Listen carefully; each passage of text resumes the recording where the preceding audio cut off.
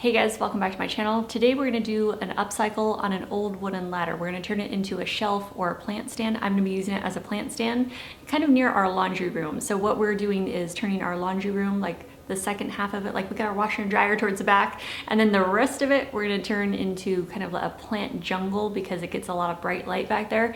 But this is going to be part of that process. So that's our plan for today, and if you're new here, welcome. I'm Christine. I love doing home and garden DIY projects with you on here, and upcycling is one of my favorite types of DIYs to do. So I'm really looking forward to this. I have no idea how it's going to turn out, but we're going to find out. So let's go ahead and get started. We're going to go out to the carport. Michael's going to start with you guys first. All right, simple project here. This is going to be another plant stand. This is the old wooden ladder that I was at a job site and somebody threw it in the dumpster. So the first thing I'm going to do is on the back side of this ladder here, see it there, I'm going to make pieces to support going over, and that's going to be the same height and elevation as the steps. So one way you can do that is what I've done here is use a level to go over, so that establishes the same height from the stair over to the support side over here. But another way you can do it is, if you don't have a level, is you just take your measuring tape and you measure for the height off a flat surface. So you just want to measure up there, say that's 10, and come over here and make that 10. A little bit different, but you get the idea. You know, just if you come up here, say that's 22. If I were to go up there at 22 and make a mark, that will be the top of my cross member there. Let's make a mark on both sides so it stays nice and flat. That's about level there.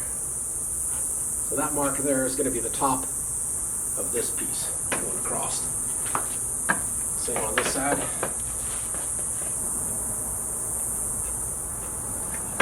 Okay, got my marks.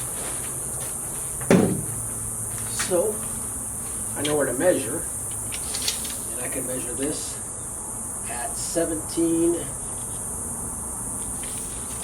and a half is going to work.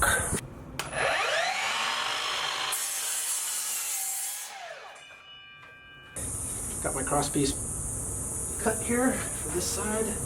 Next step, there.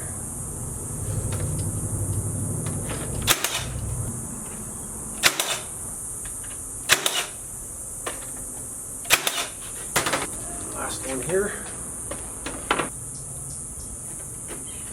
Okay. Check this one. 16 and a quarter.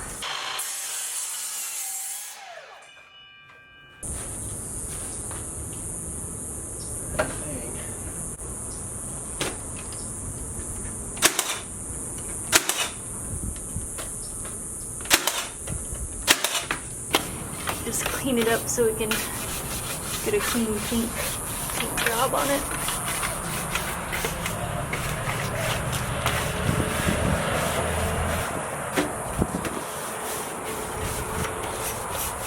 Benjamin Moore Simply White, and this is in an eggshell finish.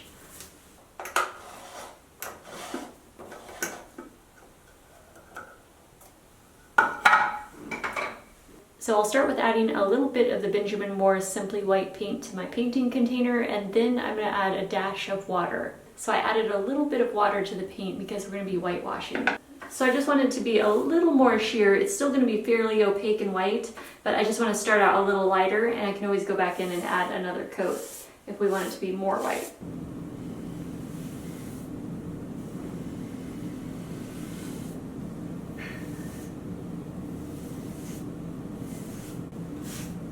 Painting that hardware too.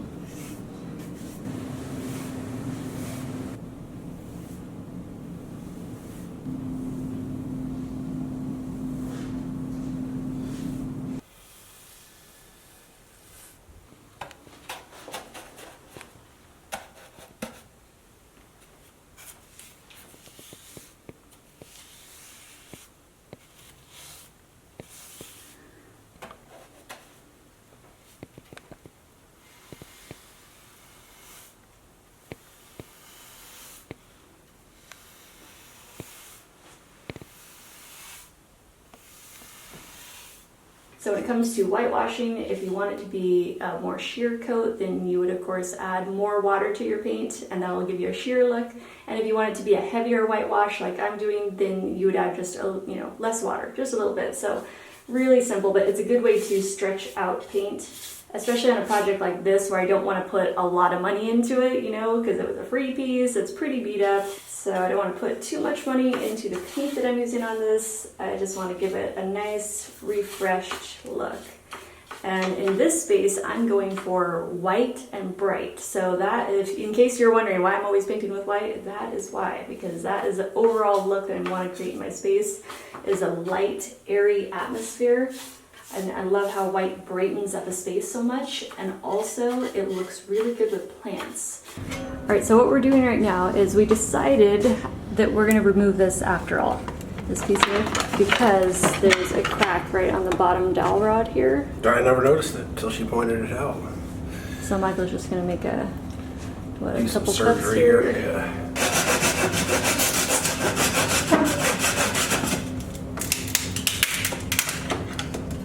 Michael just cut one more piece of pine that's going to be going across this top area here, just like the other ones. So there's the braces that Michael put on, and then the one that we just did at the very top here. All right, let's go outside, and Michael's going to make the cuts for all the shelves, and he's using 1x3 pine boards. All right, so there's Michael's cut list. Yeah, there's the lengths and the quantity. So now I'm gonna need to cut. So I'm just gonna start buzzing these up. I've already marked this one out. This is one of the first ones. This is gonna go on the top here. So I'm just gonna cut 4 of these.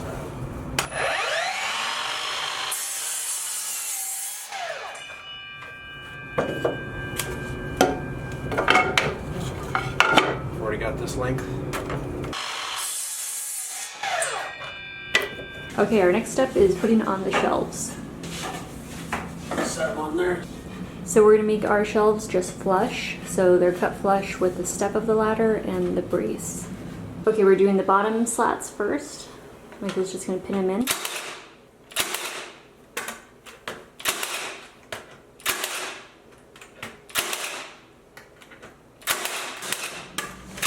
You're gonna hold them in place.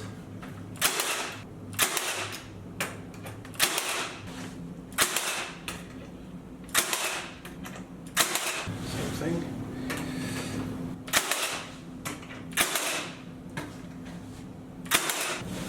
Split those. Nice simple design. So this one only gets 4. So yeah, you don't have to do the slat style. You could do it solid if you wanted it. Like for example up here, you could squeeze these together closer if you wanted that look and you wanted to fit another piece in there. Make it more solid. You could definitely do that. There's so many different ways that you could go about making, upcycling a vintage ladder and turning it into a plant stand or some kind of shelf. You could do like an A-frame style and actually have these, your shelves come out on both sides, further all the way down and have like a nice A-frame going that way. I just want to do it pretty simple because I'm working with a small space, so I don't want them poking out too much. So that's why we're just doing ours flush. So it's just a more simple design, but yeah, there's so many different ways that you could upcycle one of these ladders and make it totally custom to whatever it is that you want. I'm just gonna put some pressure down so they don't move.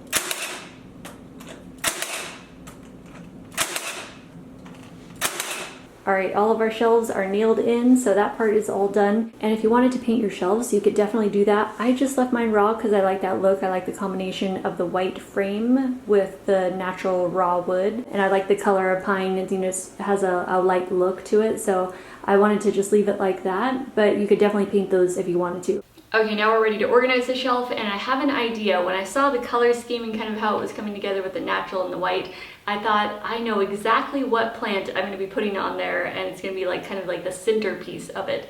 And then I thought, okay, let's build the color palette around that particular piece. All right, you guys, this is one of my favorite plants right here. This is the Euphorbia polygona. It's also known as the snowflake cactus.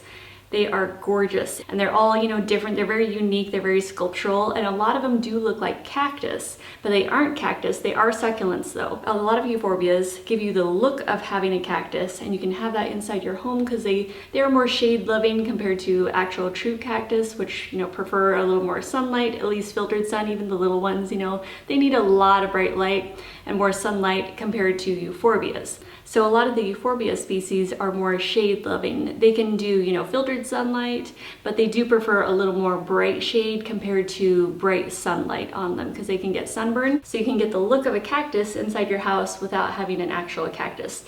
And these do have a couple of little, like, you know, little thorns or little spines. Are they called spines on the euphorbias? You know, I haven't ever looked that up. It's like what a bald cactus would look like. There's hardly any, like it's very random. Like there's 3 on that side and maybe like 3 over here. And if you look up close and see that beautiful subdued kind of white powdery coating on it, you can tell why it's called the snowflake cactus. So it's just a gorgeous plant overall, very easy to grow as long as you don't overwater it. Like most cactus and succulents, you just want to let the soil dry out in between waterings. Okay, how about we put the Euphorbia polygona or our snowflake cactus right here on the second shelf. And then I have Tillandsia air plants, and I think those would match really nicely in the kind of color scheme we're going for here with the sort of subdued look, almost like subdued plant pastels, I guess we'll say. So these air plants are gorgeous. Actually, you know what? Oh my gosh, you need to be watered. One thing about air plants, you gotta remember to water them. It's easy to forget because it just sort of becomes a piece of home decor and you forget you gotta like gather them up and drop them into their water bath once a week. So these little babies are ready to be watered. But this is a tectorum here. Wait, oh, hold on. Let's see if, can we get this to focus? Maybe. Anyway, these are the tectorums. They're super fuzzy. I don't know if they're gonna be able to come up like the little hairs. Those are called trichomes. Oh, they are so adorable though. And then this one, I cannot remember the name of it, but all 3 of these lighter colored air plants, there's 2 different types of air plants, right? So there's the mesic air plants. Those are more tropical loving, you know, more moisture loving. These are the xeric air plants, and they are more drought tolerant. They come from more desert, kind of more arid regions. So these are perfect for where we live because we have the drier climate, and I have a harder time growing the green ones here, mostly because I forget to water them often enough. Anyway, I love these. I love the color of these. So I just, you know, you like once you're growing plants for a while, you kind of get the hang of which ones you get along with best, and you will find that you get along with certain plant varieties better than others. I don't want to just have them like sitting on the shelf, you know. We need like a basket or something. Okay, let me go grab a basket. I got the perfect one in mind. I'll be right back. So I got this basket here in Tucson at a garage sale, and I think it's a Native American basket. They make beautiful like hand woven baskets, and there's a lot of them here in Tucson. Like you see them all the time at estate sales, and they're gorgeous, like the quality of the weave and everything and the patterns that they do. So I think this might be one of those. By the way, it was $2 at a garage sale, and I was like, what? Okay, that's definitely got to come home with me. And I loved the pattern of it. I absolutely love that. So you know what? We're gonna grow our Xeric air plants in this. All right, so there we go. We've got our Xeric air plants in here, and don't worry, I will water you. I will water you after this video. Don't worry.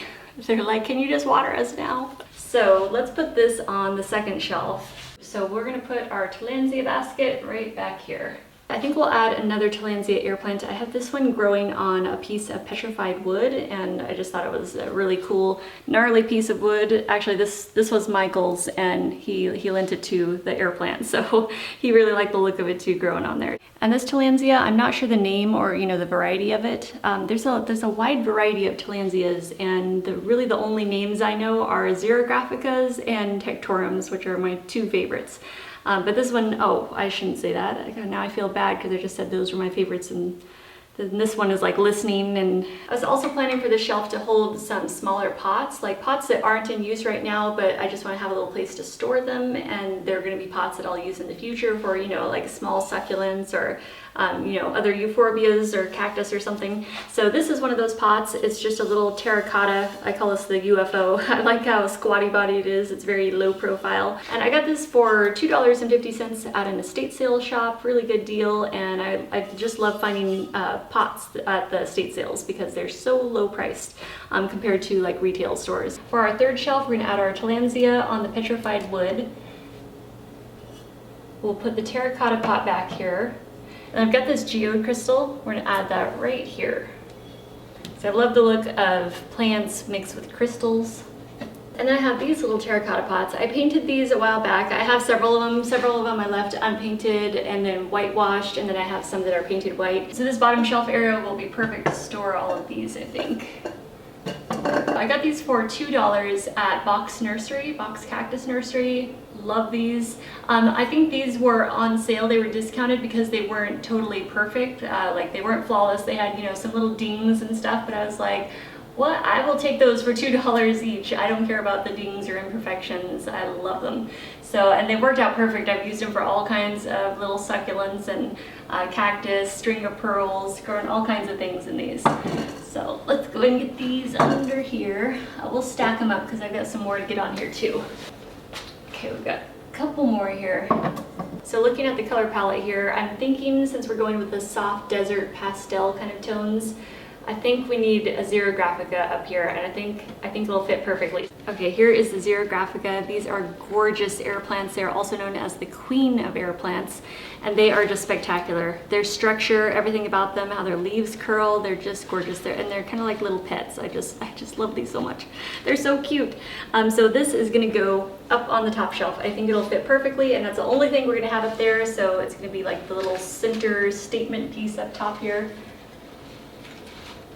Okay, there's our DIY upcycled ladder into a plant stand. What do you guys think? I really like how the color scheme turned out. I love the white. I did a heavy whitewash on it, so it's basically white though, but there's a little bit of wood grain that shows through. I really like the combination of crisp, clean white mixed with a light natural wood. So I like that we used the pine wood for the slats for the shelves, and also it was really inexpensive. I like the color palette that we have going right now. Of course, this will change in the future because I'm going to be using the pots that are on here. I have some repottings to do, so I will have to use those eventually, and we'll probably change around some of the plants because we'll have more plants coming in, especially when we start overwintering. But for now, to start, I do like how it's organized, and I really like the color combination of the air plants, and that Euphorbia polygona is gorgeous, that snowflake cactus. So I'm gonna have to look for some Euphorbia polygona seeds and see if I can grow these, because that would be really fun to grow those. I like that kind of you know, getting into specialty plants like that. And these clump out too, so they don't just grow singular like that. They will clump out and start putting out more columns,